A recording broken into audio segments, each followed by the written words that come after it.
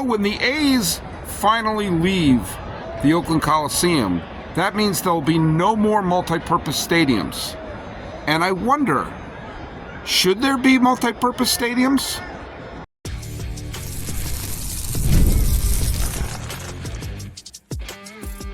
You are Locked On MLB, your daily MLB podcast. Part of the Locked On Podcast Network, your team every day. Hello, baseball fans, and welcome to Locked On MLB, part of the Locked On Podcast Network, where it's your team every day. This is the daily podcast where we talk about all of Major League Baseball. I am your host, Paul Francis Sullivan. Please call me Sully. I've been a baseball podcaster for well over a decade now, and this is my sixth season here as a member of the Locked On Podcast Network. I'm also guest hosting Locked On A's for a little bit. So if you like what I'm doing here, I'm doing it here and there. Follow us at Locked On MLB Pods on Twitter or whatever it's called now, or on Instagram. I am your pal Sully. I'm at Sully Baseball on Twitter, Sully Baseball Podcast on Instagram. And today's episode is brought to you by Monopoly Go. Hey, feed your competitive side with daily new boards and cities and ways to pull off bank heists against your friends. All fun new ways to play Monopoly. Go to Monopoly Go, download it at your App Store or on Google Play. I realized I didn't do a trivia question the last time, so we're going to do one at the end of today. Recording this one on Cinco de Mayo. Happy Cinco de Mayo for all those who celebrate. And I hope you have a good May 5th anyway. I'm here at Sunken Diamond right now, which is the baseball home of the Stanford Cardinal. When I was younger, the Stanford Cardinal were one of the best teams in baseball and won the College World Series a couple of times. We're going to get to that in just a little bit. It's already a crazy day in baseball going on. The Red Sox have finally ended the Minnesota Twins winning streak, and it's looking like the Astros' woes may be continuing a little bit more. And Shohei Ohtani, I'm going to go out on a limb, looks like he's well worth the money. The other day, Max Muncy, I think, hit, 40 home runs? But baseball is the greatest game of them all, because I was at the Oakland A's Miami Marlins game the other day. And check out Locked On A's, because I was basically trapped during a rain delay for 3 hours. And I documented the fun I had at the ballpark there. But they won 20-4. 20-4. And the next day, the Marlins jumped right on them for 4 runs. That's the beauty of baseball. You could get your butt kicked in a lopsided football score, and the very next day, you have to prove yourself again. No sport's like that. No sport is like that. Not football, not basketball, nothing. There are great sports out there, and there's great sporting events going on, especially now. You got the Stanley Cup Finals are coming around the corner. The playoffs are there, and fans in New York are thinking, are we going to have both the Knicks and the Rangers? But having that daily fun, that's part of baseball, and nothing's quite like it. Now, I teased something at the beginning. I was at the Oakland Coliseum, and it's going to be the final all-purpose stadium, multi-purpose stadium. It was designed basically for football, but was reconfigured for baseball. And it was sitting there in the late 60s when A's owner Charlie O'Finley wanted to move the team. And there were some places that you could potentially move a Major League Baseball team to that were multi-purpose ballparks that could house both a football team and a baseball team. And you saw cities that were banging the drum for teams, showing off the fact that they had a stadium ready to go.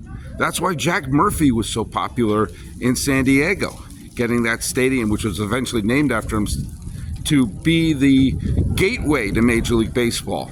And you know what? The New Orleans Superdome did the same thing as well. They were putting out advertisements in some of the major magazines in the 1970s, basically bringing about the idea of having a baseball team come to New Orleans, or what they were proposing was a neutral site World Series to basically treat the World Series like the Super Bowl.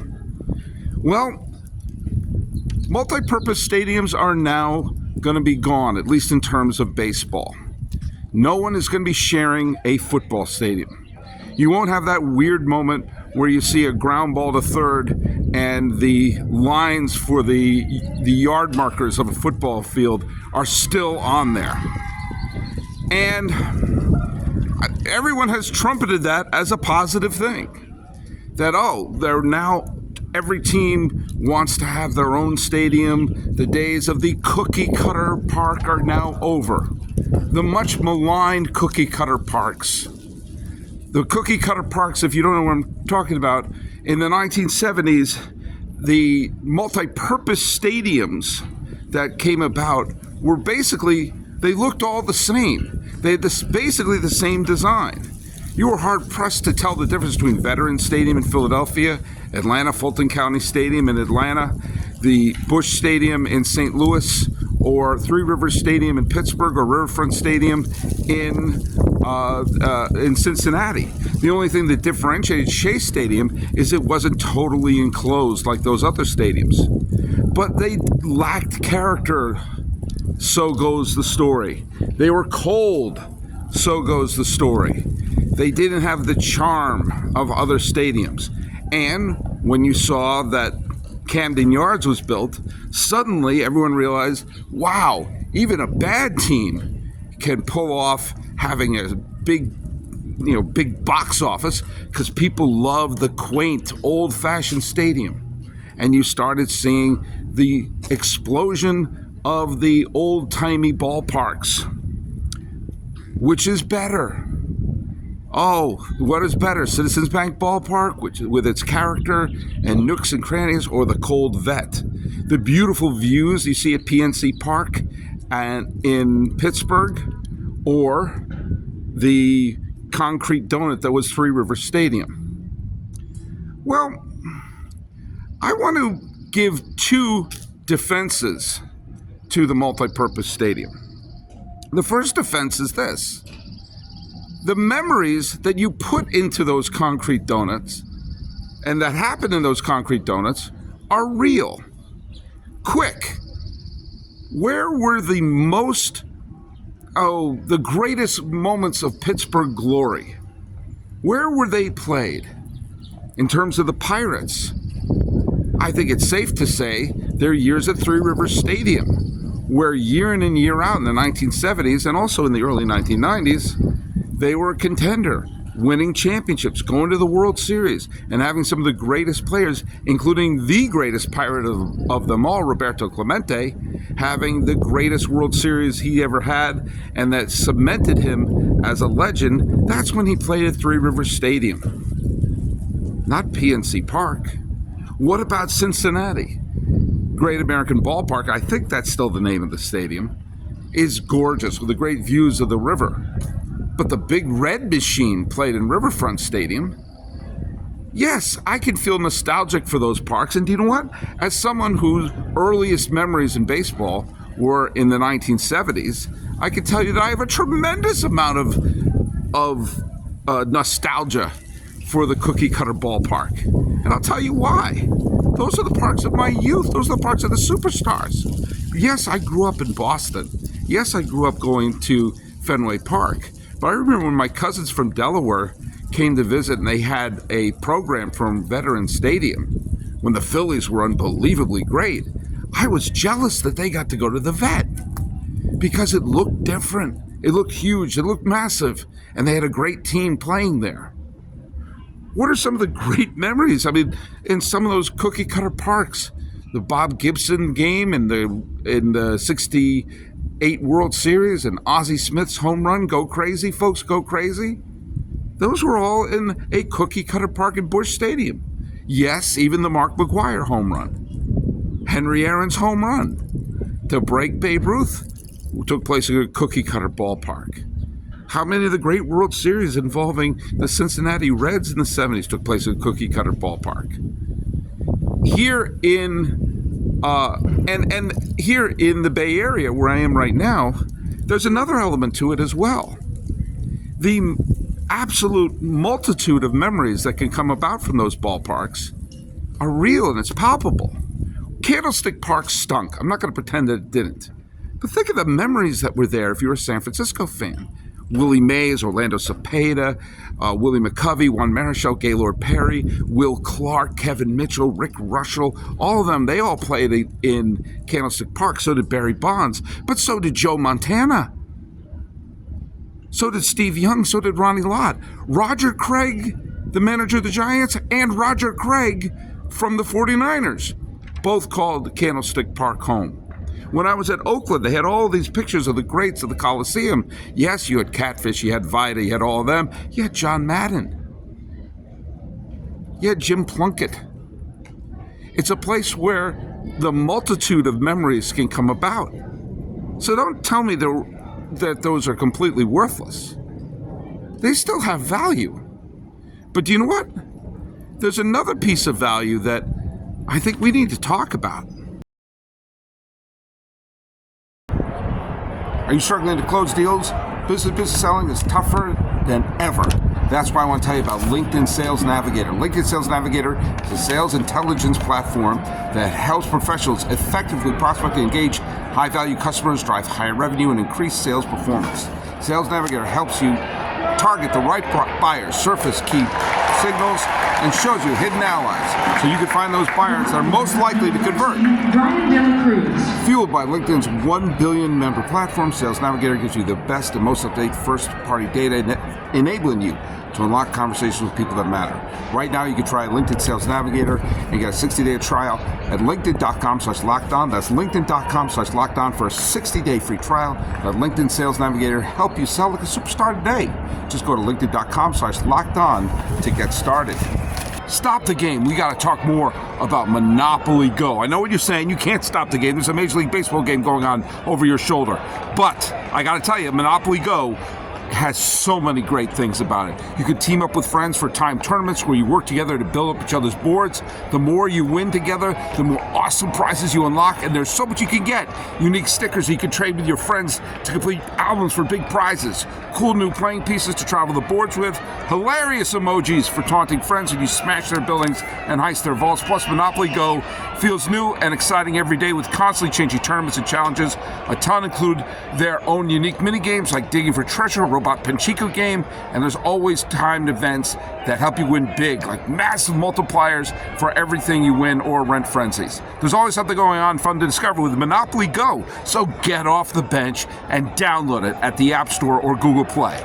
All right, you may resume the game. Hey, where do you get your sports news? It's time to make the switch to Locked On Sports Today, the first ever 24-hour streaming sports channel on YouTube. It's now available on the Free Fires TV app on your Amazon TV. Check out all the latest opinions and takes from local experts from Locked On, plus the national shows. Locked On Sports Today. It's on your YouTube 24/7. Check it out. Have that be your new go-to spot.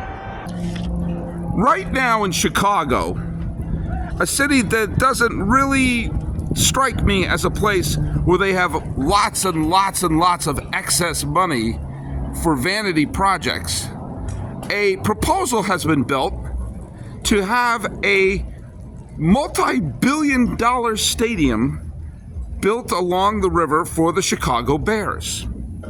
Likewise, the Chicago White Sox want to have a multi-billion-dollar project along the river for them to play in. And what I find to be absolutely astonishingly insane is that the possibility of a multi-purpose ballpark being built there hasn't even been burped. Hasn't been even mentioned beyond a quick little, no. Doesn't that seem like the most obvious thing to do? To have a stadium that could fit both the White Sox and the Bears?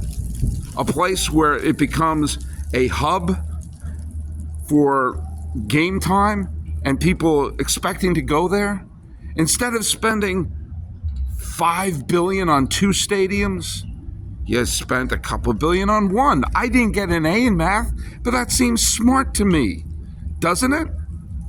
And also, quite frankly, it seems like the the fact that a stadium, for the most part, sits empty, right?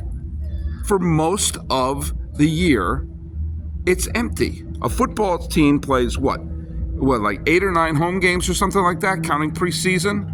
And maybe there'll be a college bowl game and maybe a couple other games played there. But I would say out of 365 days, it's empty for 200 of them. Now, a baseball team plays more often, but still, for most of the year, nothing's going on there. Yeah, a concert or two here, or maybe motocross. Maybe they'll play a soccer game once in a while. But for most of the time, it's empty. And so, when you look at trying to put together a stadium proposal for multiple teams, and so what are we going to be spending money on for a stadium? Well, what are people going to be doing in that stadium? Well, nothing, usually. Usually it's going to sit there empty. Really? That's what we're going to spend our money on? Why not build a stadium for both of them? Well, you see, we kind of like the quaint park thing. And the whole multi-purpose thing, that didn't work out. People didn't like that design. Okay, well, when did they design those? In the 70s. I want you to stop and think about that for a second. The whole reason why multi-purpose parks have fallen out of favor, and it's costing either cities billions of dollars or they need billions of dollars worth of investors, is because people didn't like designs from the 70s. That makes no sense to me. Okay? All right, so the 70s had some weird things in them, okay? You had weird clothes, you had weird hair, you had mood rings, you had leisure suits, you had variety shows, okay? You had Scott Baio. There was a lot of things in the 70s that we just basically say, it was a weird time. It was a weird time. But now we don't do that anymore. Or we do something for nostalgia. Oh, but this stadium design from the 70s, well, that's the only way to do it. Imagine if you said the only way to dress is with huge lapels and bell bottoms. Well, we don't wear the shirts anymore because they have huge lapels. Yeah, their stadium design wasn't exactly gorgeous. It didn't exactly inspire a lot of people to go to the Architecture Today magazine. But how about this as a crazy idea? And I know I'm overstepping my bounds, but do you know what? Why not, I don't know, come up with a new design? I don't know, get someone thinking about it. Get some of the great minds out there to come up with a design that isn't a concrete donut. That isn't just the same. Maybe you could have it be unique. Maybe you could have it have character. Maybe you could have it be an astonishing experience. Because guess what? When Camden Yards opened, the idea of a quaint old ballpark look was poo-pooed. Do you know how I know that? The Chicago White Sox rejected it. They were offered a plan that would have made the White Sox have the original Camden Yards. Instead, they built a sterile ballpark because that's the way you're supposed to build ballparks. And then, no, it's supposed to be happy and old-fashioned-y. Well, now everyone's done it. It's been a while. It's been since the 1990s, and it might be time for a new ballpark revolution because I got news for you. Yes, the old-timey ballpark looks was nice and cool and everything, but also I can't tell the difference between some of them anymore. They're starting to blend together. And what if a city has a multi-purpose park that's beautiful? What if a city has a multi-purpose park that is awe-inspiring or tickles some sort of nostalgia bone or something? You don't think that could work in Chicago? You know, the fact that there are no multi-purpose parks is going to cause another problem in baseball. One of the big issues for the A's is there's nowhere for them to play. I'm about to turn 52 years old, and in my lifetime, when I was born in 1972, the Washington Senators moved and became the Texas Rangers. And then in 2004, when I was about to become a father, the Washington Nationals were born because the Expos moved there. 2 moves in my lifetime. And they were both to Washington, where there was a multi-purpose stadium just sitting there waiting to go. And you're seeing the mess with the A's. And the A's have been allowed to die on the vine for literally decades. You see the mess with the Tampa Bay Rays, who built that ballpark before before the ballpark renaissance, and therefore it was already obsolete before they put a team in there. You're going to see teams die on the vine. And what happened to the Expos, and what's happened to the Rays, and what happened to the A's is going to probably happen to the White Sox. And maybe the Angels are next. And because they're known multi-purpose parks, they can't just get up and move the way that the Coyotes did in the NHL, because there are parks and there are arenas for the other sports, but not for baseball. And if there was a multi-purpose park somewhere, maybe this mess with the A's wouldn't have lasted so long. It may have hurt the Oakland fans' feelings, but we wouldn't have had the situation of a team that just clearly can't play in where they're playing, just sitting there. And there's another factor to bring up, and it kind of involves where I'm standing in front of. Let's hear from today's sponsor, Yahoo Finance. When it comes to your financial future, you think you've done... Let's hear from today's sponsor, Yahoo... Let's hear from today's sponsor, Yahoo Finance. When it comes to your financial future, you think you've done it all. You've saved, you've researched, you've invested all you can, and now you need to take those investments to the next level by using what every financial great uses, Yahoo Finance. For more than 25 years, Yahoo Finance has been the brand behind every great investor. Whether you're a seasoned investor or you're looking for extra guidance, Yahoo Finance gives you all the tools and data you need in one place. They're the #1 finance destination, producing a holistic look at the financial news cycle, including breaking news, original editorial perspectives, analyst rating, independent research, and so much more. Securely link your brokerage account for a unified view of your wealth, including 401k and other investments. A comprehensive perspective is what sets apart great investors, and that's how Yahoo Finance ensures you have the insight to look at your wealth in its entirety. With a community of over 90 million users each month, their real strength is helping you on your way to financial success. For a comprehensive financial news analysis, visit the brand behind every great investor, yahoofinance.com, the #1 financial destination, yahoofinance.com. That's yahoofinance.com. Hey, what's your go-to spot for checking out the latest in sports, opinions, takes, and the news? Have it be Locked On Sports Today, the first ever national 24/7 streaming channel on YouTube. It's now available on the free Amazon Fire TV's channel app. Check it out for all the latest from the Locked On experts and the national shows. Check it out, Locked On Sports Today. Have that be your hub. Now the shortstop. I'm currently in Palo Alto, which, if you don't know, is a kind of a nice, decent-sized college town in Silicon Valley. It's between San Jose and San Francisco. Best known for tech companies and everything that exist here. A studio apartment will cost you, $4 or $5 million. It's a small college town in that regards.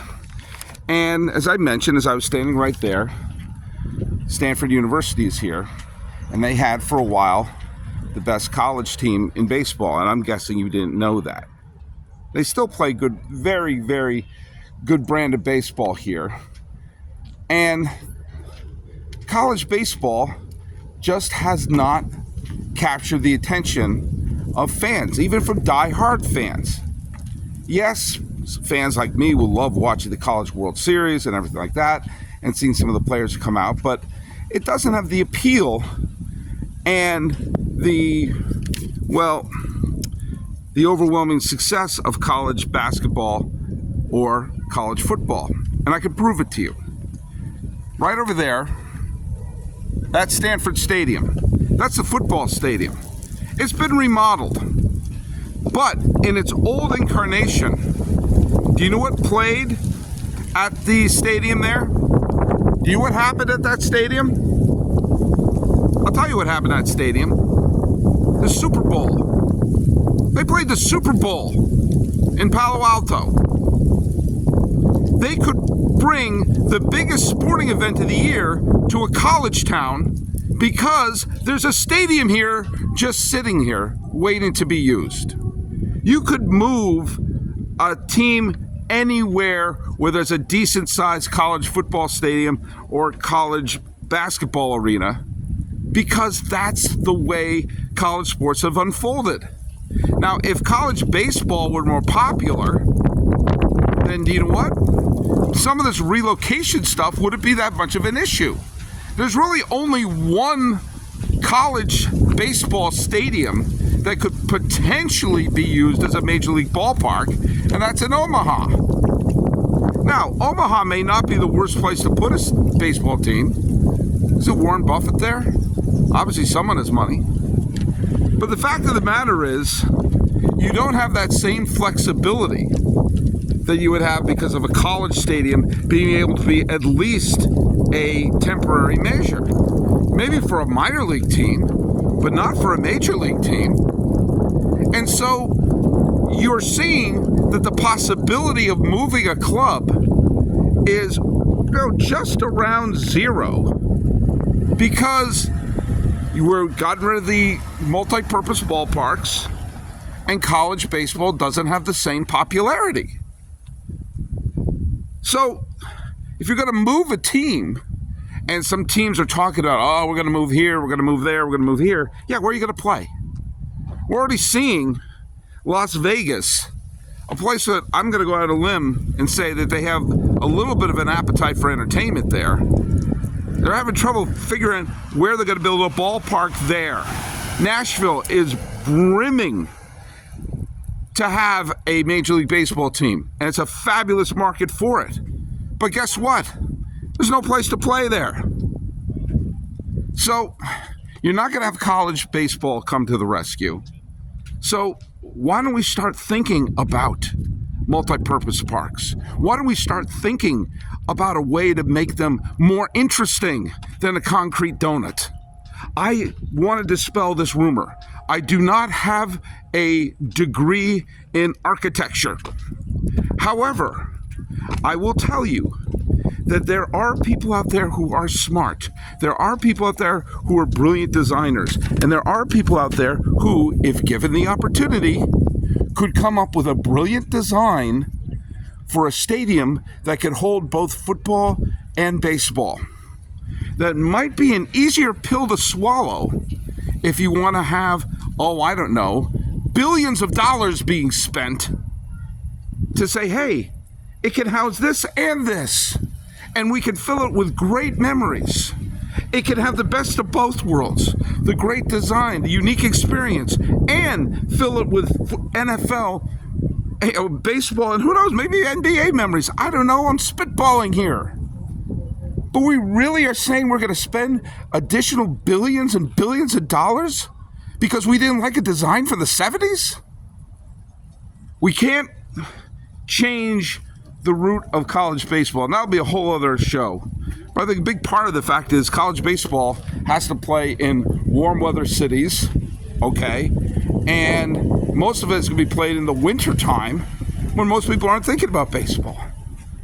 So if you want to relocate, there's not going to be a college stadium for you. We're finding out the perils of putting them in a minor league ballpark, and there's no multi-purpose parks. What is the most likely way to change this cycle?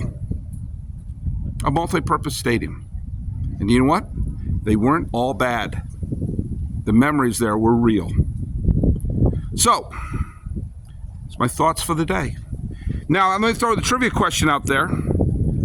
Only one person who was the College World Series MVP went on to throw the final pitch, the final clinching pitch of the World Series. Not the College World Series, but the Major League Baseball World Series.